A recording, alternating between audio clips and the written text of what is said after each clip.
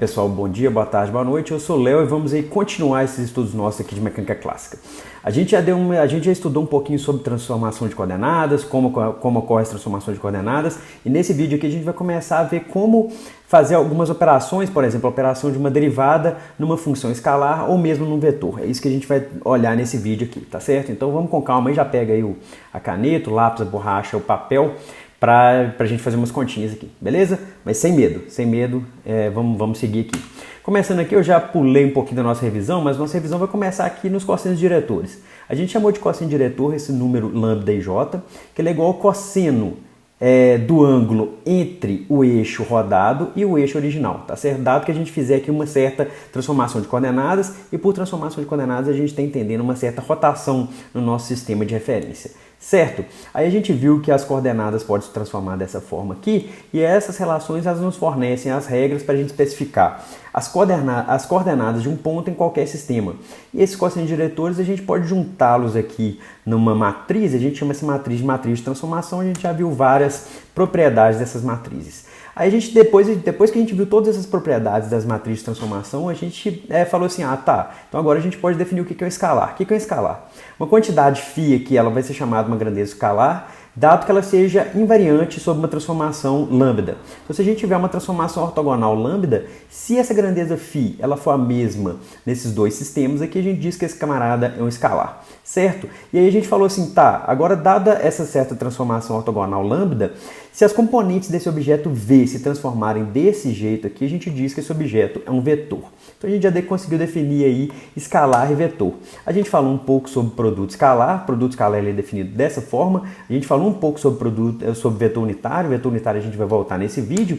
E a gente falou também sobre produto vetorial. O produto vetorial ele é definido desse jeito aqui. A gente já viu algumas propriedades dele no outro vídeo, certo? É só voltar o vídeo aí que vocês vão ver as propriedades aqui no produto vetorial. Beleza, bacana. O que a gente quer perguntar nesse vídeo aqui se a gente está querendo, o assunto, a disciplina chama mecânica clássica. Então, se é mecânica clássica, a gente quer estudar movimento. Em geral, movimento a gente estuda o quê? A gente quer saber a velocidade, a posição de uma partícula para qualquer instante de tempo. Então, a gente tem que saber realizar operações matemáticas nessas quantidades. E quais as duas quantidades que a gente está estudando aqui? A gente está estudando quantidades escalares e quantidades vetoriais, certo? Então, uma pergunta que a gente pode fazer como que a gente faz uma derivada, uma diferenciação de uma função escalar com relação a um outro escalar? Um escalar que a gente pode pensar o tempo. Então a gente tem um parâmetro aí, tempo, que é um escalar para a gente aqui na mecânica clássica.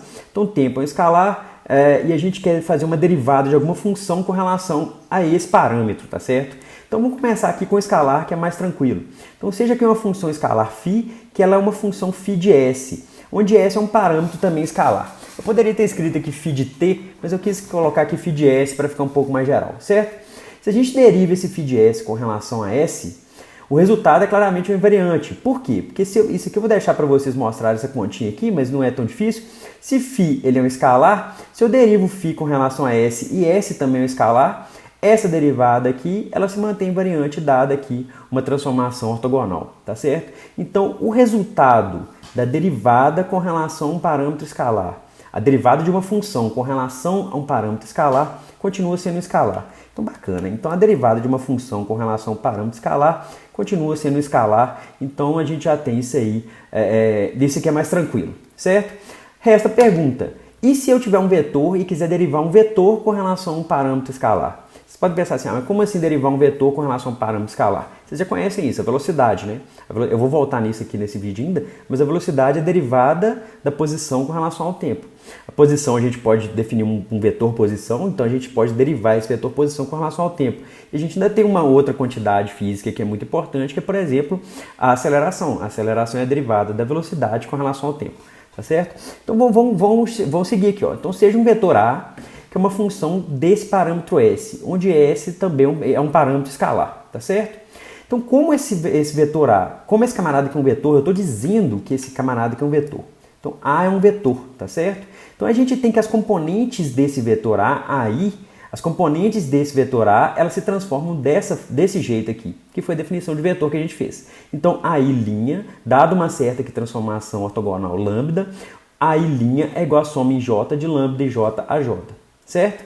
Então agora nós vamos fazer o quê? Nós vamos fazer a derivada de cada componente desse vetor A em função desse parâmetro S, certo? Só que eu já vou fazer esse camarada aqui transformado, porque eu quero ver se esse camarada aqui, se a derivada da componente de um vetor A, ela vai se transformar como a componente do vetor, tá certo?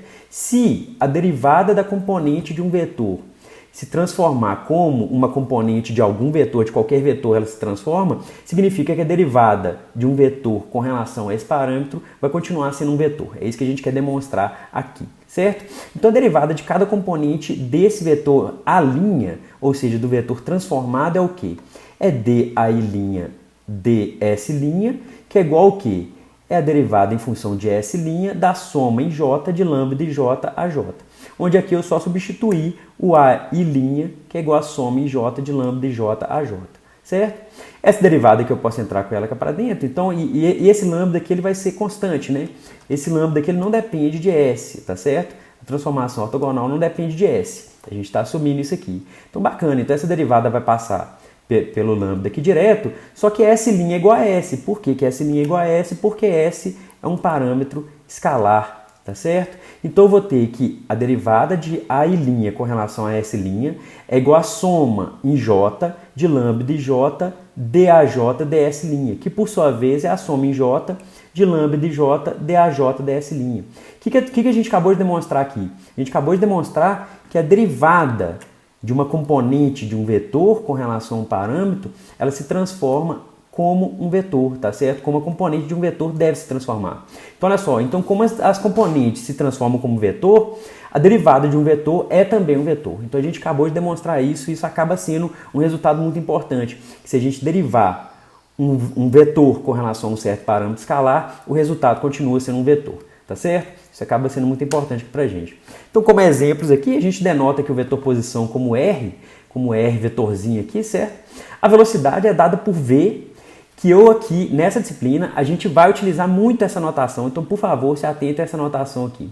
Sempre que a gente tiver uma derivada temporal de alguma coisa, pode ser de uma função escalar ou de um vetor, se a gente tiver a derivada temporal, por exemplo, de R com relação a t, a gente costuma chamar isso aqui de velocidade, de v. Só que nessa disciplina a gente vai utilizar muito essa notação aqui, ó, R ponto. Então sempre que tiver esse ponto em cima de algum vetor ou de alguma função ou de alguma coisa, a gente está derivando essa coisa em função do tempo, tá certo? Então esse ponto aqui, essa notação aqui é muito importante. Então R ponto é igual a derivada de R com relação ao tempo, tá certo? Esse é o tipo de notação que a gente vai utilizar. Então, olha só, então vamos lá. O que é velocidade lá da física 1? Velocidade é a taxa de variação da posição no tempo. Então a gente vai chamar aqui de velocidade de taxa de variação da posição no tempo. Só que a gente vai dar a notação que velocidade é igual ao quê? Velocidade é igual a R ponto, tá certo? R ponto é velocidade. Sempre que vocês virem alguma coisa, ponto é derivada com relação ao tempo, certo? Então beleza. Aqui tá errado, né? Isso aqui é aceleração, ó. Tá errado, hein, professor? Isso aqui tá errado. Eu vou trocar no PDF. Isso aqui é aceleração, que era para estar escrito aqui, ó. Aceleração. Certo? Então aqui, ó, não é velocidade, não, é aceleração. Então a aceleração é dada por o quê? A aceleração é dada por o quê? É a taxa de variação da velocidade com relação ao tempo. Então a aceleração é justamente v ponto. Só que v ponto é justamente a derivada segunda da posição com relação ao tempo. Então, olha só, aceleração é igual a v ponto, que por sua vez é r ponto, tá certo? R dois pontos. Então, olha só, a aceleração é a taxa de variação da velocidade no tempo, que é a derivada segunda da posição no tempo, e a gente vai utilizar essa notação. A aceleração é v ponto, isso aqui é aceleração, aqui é aceleração, certo? Aqui é que o professor errou aqui, ó. Tá errado aí, professor. Perdeu ponto aí. Então, olha só, aceleração é v ponto, que a gente vai dar essa notação. Aceleração é v ponto. Aceleração é r dois pontos, certo? Aceleração é a taxa de variação da velocidade no tempo, que é a derivada segunda da posição no tempo. Essa notação de ponto é uma notação muito utilizada em mecânica. Ela foi iniciada por Newton, ou foi amplificada aí por Newton, tá certo? E aí a gente vai continuar usando essa notação. E acaba facilitando muito porque a gente vai escrever, vai ter muitas derivadas aí, vai facilitar para a gente escrever. Então essa notação de R ponto, ela tem origem com o próprio Newton e a gente vai continuar utilizando essa notação. Então, por favor, se atente a isso. Sempre que tiver alguma coisa com ponto em cima, é uma derivada temporal. Certo? Bacana. Então a gente tem esses exemplos aí, a gente vai estudar isso bastante. Então vamos tentar brincar com isso aí, né?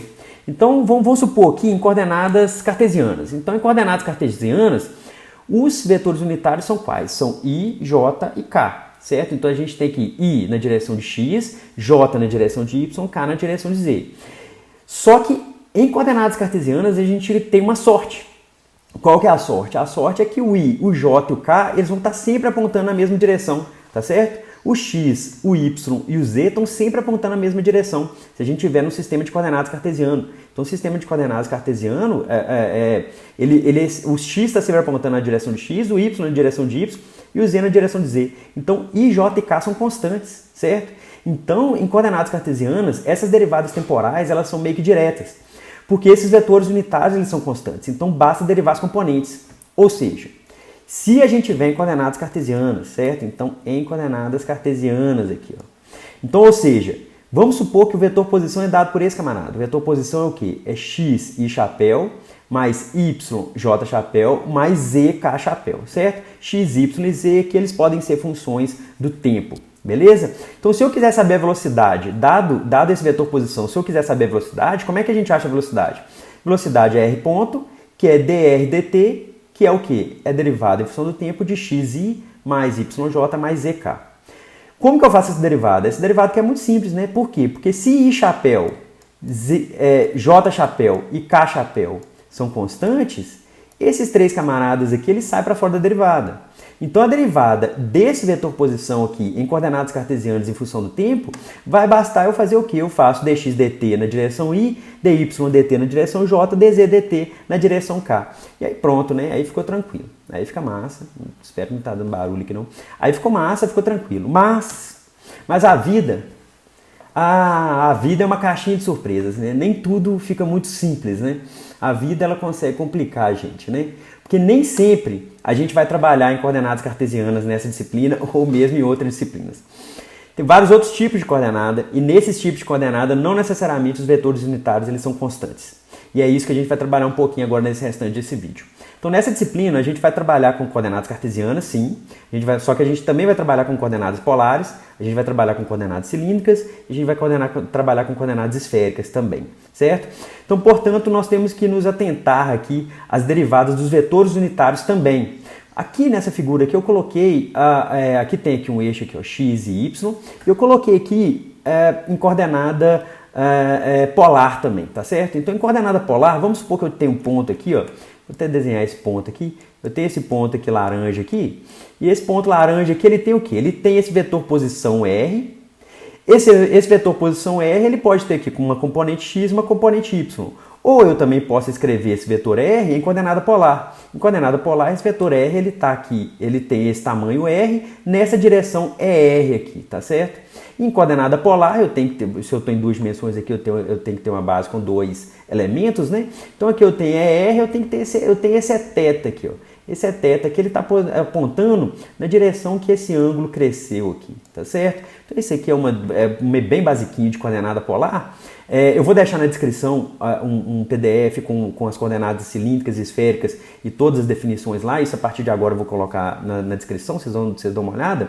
Mas olha só, esse R, ele está aqui, só que se o meu objeto ele se mover, vamos supor que esse ponto meu ele está fazendo essa trajetória vermelha aqui, ó, tá certo? Então, no tempo t1, esse objeto meu ele pode estar aqui na posição t1, ou na posição p1, certo? Então, ele está aqui nessa posição p1, ele tem esse vetor posição r1, que ele está nessa direção r1, e aqui eu desenhei a direção do vetor unitário é θ1, tá certo? Mas, e depois, se esse ponto meu aqui se locomover para cá? Vocês estão vendo que a direção desse ER2 ela mudou, tá certo? Então esse próprio vetor unitário em coordenadas polares ele muda. O que ele estava lá em ER1, ele mudou para ER2. E o Eθ1 que estava aqui, ele mudou para Eθ2. Então o próprio vetor unitário muda. E aí, como fazer isso, né? E aí a gente faz isso da seguinte forma. Aqui eu vou fazer bem um pouquinho rápido, vocês têm que dar uma estudada nisso. Vamos notar aqui o seguinte, que quando esse objeto meu saiu daqui dessa posição P1 e veio parar na posição P2, ele tinha aqui esse vetor posição R1 e veio parar nesse vetor posição R2, certo? O vetor unitário na direção de R1 era esse camarada aqui, ó, é R1. O vetor unitário na direção de de R2 é esse camarada aqui, é R2, certo? Eu tô assumindo aqui que aqui é claro que tá exagerado, né, de P1 para P2, eu estou assumindo uma locomoção infinitesimal. Então aqui só está exagerado, esse dθ que está grande seria um elemento de ângulo que eu estaria andando aqui, tá certo? Aqui está exagerado só para visualização.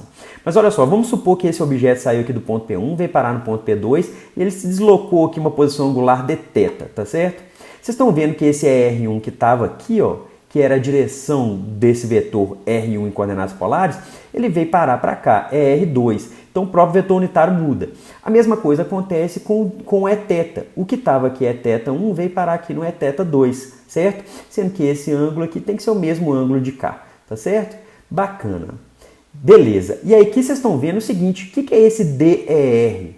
Esse dEr aqui é o elemento diferencial da mudança desse vetor unitário R, tá certo? O que estava aqui R2, o que estava aqui R1 veio parar no lugar R2. Esse dr é justamente R2 menos R1. Eu chamei aqui de dEr só porque eu vou trabalhar com deslocamentos infinitesimais, tá certo? Mas seria esse ER2 menos ER1, seria um delta ER. Só que aqui eu já chamei de dr por conta de ser, porque eu vou trabalhar depois com deslocamentos infinitesimais. Então aqui esse dr é ER2 menos ER1. A mesma coisa que esse dEθ é justamente Eθ2 menos Eθ1, tá certo? É a diferença dos dois vetores unitários quando o objeto estava nessa posição P1 e ele veio parar nessa posição P2. Bacana. E aí nós vamos notar o seguinte, que para um intervalo de tempo infinitesimal, claro que essa figura aqui está exagerada para visualização dessa mudança dos ângulos. Mas se a gente tiver aqui um intervalo de tempo infinitesimal, dt, nesse intervalo de tempo infinitesimal, esse dr ele vai estar justamente na direção de Eθ, tá certo? Se eu fizesse aqui um deslocamento angular pequeno, bem pequeno, e esse bem pequeno é quão pequeno? É quão pequeno eu queira, porque é um elemento infinitesimal, certo? Isso vem lá do cálculo 1. Mas se eu tiver para um intervalo de tempo infinitesimal, esse dr aqui, ele é paralelo a Eθ, certo? O que eu estou falando aqui, ó, essa simbologia aqui está me falando que dr é paralelo a Eθ, ou seja, esse vetor aqui, esse vetor dr, ele é paralelo a Eθ. E o dθ, ele é antiparalelo ao ER, tá certo? Ele está apontando aqui na direção contrária ao ER. Enquanto o dr está apontando na direção de Eθ, o dθ está apontando na direção de menos ER, certo? Assim a gente nota o quê? A gente nota que esse dr aqui em elemento infinitesimal, ele é justamente o valor desse ângulo na direção de Eθ, tá certo? Por que é esse ângulo na direção de Eθ? Porque R é unitário, então ele tem um módulo igual a 1. Então isso aqui seria tipo um arquinho de circunferência, então eu tenho aqui um arquinho de circunferência que ele tem esse raio vezes esse ângulo, tá certo? Só que esse raio equivale a 1. Então é dθ vezes Eθ, tá certo? Por que é vezes Eθ? Por quê? Porque esse dr está na direção de Eθ, tá certo? O que eu estou falando é que esse camarada aqui, para deslocamentos infinitesimais, ele vai estar na direção desse camarada aqui, tá certo? É isso que eu estou querendo dizer. Aqui, obviamente que aqui está exagerado por quê? Porque eu estou querendo fazer o desenho para mostrar para vocês, tá certo? Então olha só, para o intervalo infinitesimal, de tempo infinitesimal, o dr ele está na direção de Eθ, o dθ ele está na direção de menos ER. Isso significa o quê? Isso significa que esse dr, ele vale quanto? Ele vale dθ na direção de Eθ. E o dEθ, que é essa diferença de Eθ2 menos Eθ1, esse dEθ ele vale menos dθ na direção de ER. Esse menos aqui é por quê? Porque ele está apontando na direção contrária de ER. Tá certo? Tentem dar uma pausa aí, tentem refletir nesse desenho aqui. Isso significa o quê? Se eu fizer aqui aquela gambiarra matemática de dividir tudo por dt, eu vou ter que ER ponto, se eu pegar aqui, ó, fizer aqui dividido por dt e dividido por dt, eu vou ter que ER ponto é igual a θ ponto é θ. E eu vou ter que Eθ ponto, o que é ponto, gente? Ponto é derivada temporal. Sempre que tiver esse ponto aqui é derivada temporal. Sempre. Tiver esse ponto aqui em cima do objeto, é derivada temporal. Então a gente acabou de ver o quê? Que esse ER ponto é igual a θ ponto é θ e o Eθ ponto é igual a menos θ ponto é R, tá certo? O menos está aqui, ó. O θ ponto é por quê? Porque eu vou ter dθ aqui eu vou ter um dt aqui, ó, dt, certo? E aqui eu vou ter o d é θ, dt, tá certo? E esse R aqui vai permanecer porque a gente está fazendo para deslocamento infinitesimal. É só para isso, beleza? O que a gente acabou de descobrir? A gente acabou de descobrir que em coordenadas polares, os próprios vetores unitários, eles variam no tempo, tá certo? Se eu tiver um certo deslocamento em coordenadas polares, tá beleza? Então, olha só, em coordenadas polares, agora vamos tentar escrever, né? O que é a velocidade e o que é a aceleração em coordenadas polares. Em coordenadas polares, o vetor posição, ele vale isso aqui, ó. O vetor posição é R na direção de ER, tá certo? Que eu já vou escrever aqui numa outra notação, eu vou chamar de ER, eu vou chamar de R chapéu. E o θ, eu vou chamar de θ chapéu, tá certo? Não vai confundir vocês não. Olha só, o vetor posição é R na direção de ER, que é igual a R chapéu. Quem que é a velocidade? A velocidade é R ponto. Quem que é R ponto? É a derivada temporal de R vezes o vetor unitário é R, certo? O que é isso aqui? Isso aqui eu tenho que fazer derivado do produto. Então é a derivada do primeiro vezes o segundo mais o primeiro vezes derivado do segundo. Só que a gente já não tinha, a gente não acabou de ver no slide anterior, a gente acabou de ver que ER ponto é igual a θ ponto é θ, certo? Então olha só, então a velocidade em coordenadas polares ela é igual a R ponto, que é igual a R ponto é R, que é justamente esse termo aqui, ó, R ponto é R, mais R é R ponto. Só que ER ponto é igual ao quê? ER ponto é justamente θ ponto é θ, tá certo? Então esse segundo termo aqui, ó, que eu quadriculei, é justamente esse termo de cá, tá certo? Então é justamente isso aqui. Então olha só, a velocidade é R ponto, que é igual ao quê? ER ponto é R mais R θ ponto é θ. Então a velocidade em coordenadas polares, ela vale R ponto R chapéu mais R θ ponto θ chapéu. Queria que vocês brincassem aí, relembra lá de Física 1, quando a gente está trabalhando com movimento circular uniforme. Movimento circular uniforme, o R ponto é zero, né? Por quê? Porque eu tenho um objeto que ele está se deslocando num círculo com raio constante. Então R ponto é zero. O objeto ele não se desloca radialmente. Só que ele tem uma velocidade tangencial, e essa velocidade tangencial está relacionada à velocidade angular, certo? E como é que a gente escrevia a velocidade tangencial? A velocidade tangencial era justamente R ômega. O que era ômega? Era dθ dt, certo? Então aqui a gente já está podendo relacionar essas coisas. Então ele tem aqui, ó, uma velocidade, lá no movimento circular uniforme, a velocidade era esse termo aqui era zero mais R ômega θ chapéu, tá certo? Então aqui vocês já podem relacionando isso. Então a velocidade em coordenadas polares é dada por esse termo aqui, ó, tá certo?